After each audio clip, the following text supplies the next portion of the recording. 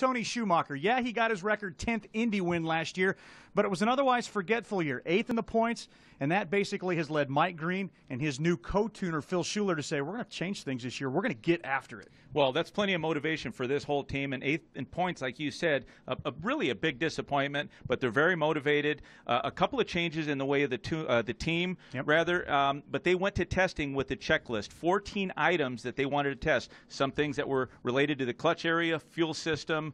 They play with camshaft, with firing order. And it looks like they came out of the test session very well prepared for this event. You know what wasn't on the checklist at Wild Horse Pass, Phoenix, last week?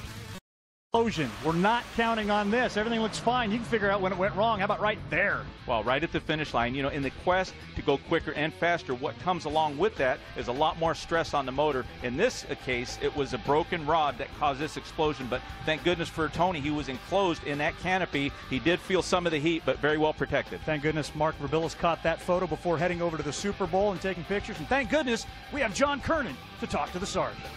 Well, the Sarge is just standing around. He's been spending some time over in hospitality talking to people.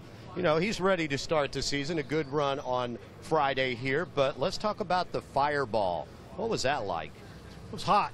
As the Fireballs are. But, these cars, man, they're making 11,000 horsepower. And parts and pieces break. We look back and we can go on the computer and we can evaluate what might have happened. But it was just parts breakage. Huge fire, big concussion. Even with the canopy, it saw a little bit of fire. A little bit of fire on the fire suit, not much, no heat.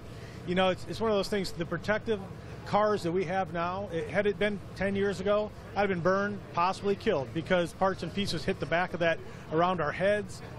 It was a pretty brutal explosion, but you know what the guys do? What they do, they come back, they take everything apart, they evaluate every piece of that car, they change every wire, all the electronics.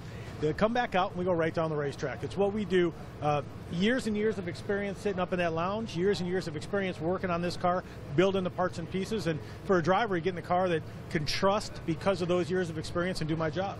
Well, the guys told me it gave them a lot of overtime, so I guess maybe they thank you for that. But let's look at the results after the test. You come here and you go down the track. You're third right now, 372 with a 9. What's that tell you about how prepared you guys are? Well, I think it's a great run. It shows that the guys, even though at the time they didn't know what the cause of that was, then we went out for the next 2 runs, had cylinders dropping, so we knew we had an electrical problem. We didn't know which part, what piece, changed all, and came in with the confidence that no matter what part or piece it was, it's all different. We can put the tune-up in that we know that works, because we were going down the track in Phoenix with some good runs. We could go down the racetrack, and that's exactly what we did. Now, there was more out there. You look back and you go, wait a minute, there's 15 cars. Go for that mid-60 run. Why not?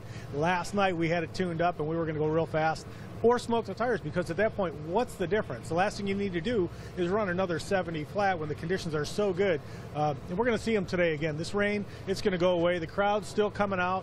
The conditions are going to be outstanding. And with 15 cars, there's no reason not to go for that #1 spot. No reason at all. And conditions are going to be good. Once it stops raining, we'll get these cars out on the racetrack, and it should be very exciting, Dave. It certainly